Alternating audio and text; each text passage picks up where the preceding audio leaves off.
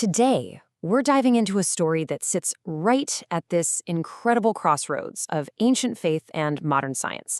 It's an account of a miracle from 1,300 years ago that really makes you wonder, where does the material world end and where does the divine begin? So let's get right into it. But before we go back in time, I want to start with a question that feels, well, really human. What happens when the very foundation of what you believe starts to shake? When you're at that one crucial moment and that little voice in your head whispers, is any of this even real? This isn't some new feeling. This inscription from way back in the 8th century was carved in a church in Lanciano, Italy. It perfectly captures the struggle of a monk whose own personal crisis of faith, well, it set the stage for something that, to this day, still defies any easy explanation. Okay, let's set the scene. We're in a small Italian town called Lanciano. The year is around 750 AD, and we're with a priest who is right in the middle of a major crisis of faith. So the story goes, there was this Basilian monk, an educated guy, a curious guy, and he's celebrating Mass. But while he's standing there, in front of everyone, his mind is just wrestling with this huge doubt about the Eucharist. The core belief that the bread and wine actually become the body and blood of Christ. So he says the sacred words of consecration, the very words he was doubting. And right then, in that exact moment, something happened that absolutely no one could have ever expected. The physical reality right in front of his eyes started to change. The bread, the host, visibly transformed into what looked like living human flesh. And the wine in the chalice, it became what looked like real blood. I mean, can you even imagine the shock and the awe? Not just for him, but for everyone there who saw it. His doubt was met with this stunning, tangible, real thing. Now, this is what the Catholic Church calls a Eucharistic miracle. It's a supernatural event where the Eucharist is said to physically change into human tissue and blood, basically making that spiritual reality visible to the naked eye. For centuries, these relics were preserved and honored. But of course, the story doesn't stop there. We're about to take a huge leap forward in time, all the way to the moment this ancient relic of faith came face to face with modern science. Just think about that timeline for a second. For over 1,200 years, these relics were kept safe. Then, in 1970, the church did something pretty remarkable. It invited scientists to come and take a serious look. A really well-respected scientist, Dr. Edoardo Linoli, was put in charge of the investigation. And this wasn't just some casual glance, This was a formal, rigorous scientific analysis with full approval from the Vatican. So, what did they find? Well, the first big question was pretty basic. What exactly is this stuff? The tests came back, and they were conclusive. Both the flesh and the blood relics were, without any doubt, of human origin. But the analysis went even deeper. They put the flesh under the microscope, and it wasn't just any human tissue. They identified it as cardiac tissue. To be specific, the myocardium. That's the muscle wall of the heart. And it doesn't stop there.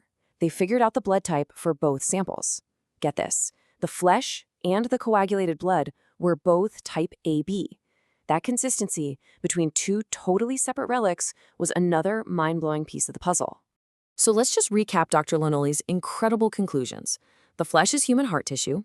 The blood is human, type AB. The proteins in the blood were preserved in the same way they'd be in a living person's fresh blood. And, this is the kicker, there was absolutely no trace of preservatives. Nothing. After 1,200 years, science had no explanation for how these biological samples were still here, let alone in this condition. Now, you might be thinking, okay, Lanciano is a one-of-a-kind story, but it turns out really similar events have been reported and even investigated in our own time, and they seem to reveal a pattern.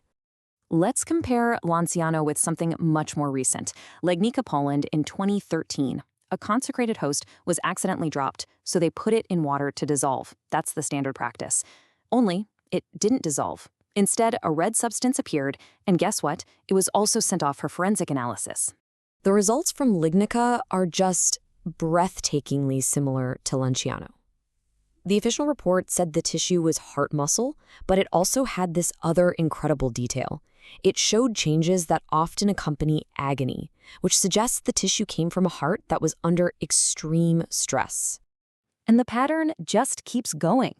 A few years earlier in Sokolka, Poland, another host developed a red spot. Again, independent scientific analysis confirmed it was human heart muscle tissue, and it was somehow woven right into the fibers of the unleavened bread. And this isn't just happening in Italy and Poland. Similar, scientifically studied events have been recognized in Mexico, Argentina, and other places all over the globe. And in every case, the findings point to human heart tissue and blood, with no scientific explanation for how they got there or why they haven't decomposed. So after all the history and all the science, you're left with this one big question, right? What does it all mean? How are we supposed to process things that seem to build a bridge between faith and reason? It's really important to know that the Church itself is super cautious about these claims. It actually insists on thorough, independent scientific investigations to rule out any possible natural cause before they even start to consider a supernatural one. Faith isn't about being blind. It's meant to work together with reason. Which, brings us all the way back to that doubting priest in Lanciano. Were these signs just for him? For the skeptics? Are they supposed to be some kind of definitive proof that just wipes away all doubt forever? Maybe the message is something a little more profound. The story of Lanciano started with doubt, which is a deeply human thing to feel. And the response wasn't a punishment, but a gentle, physical sign. It wasn't an answer to end all questions, but maybe more of an invitation to look deeper and to trust. In the end, maybe these extraordinary events aren't really about giving us irrefutable proof. Maybe they're just little reminders that even when we're full of doubt, we're not alone. Maybe they're invitations, not just to believe in a miracle that happened centuries ago, but to find some hope, to grow in our own trust, and to rediscover the sacred in the everyday moments of our own lives.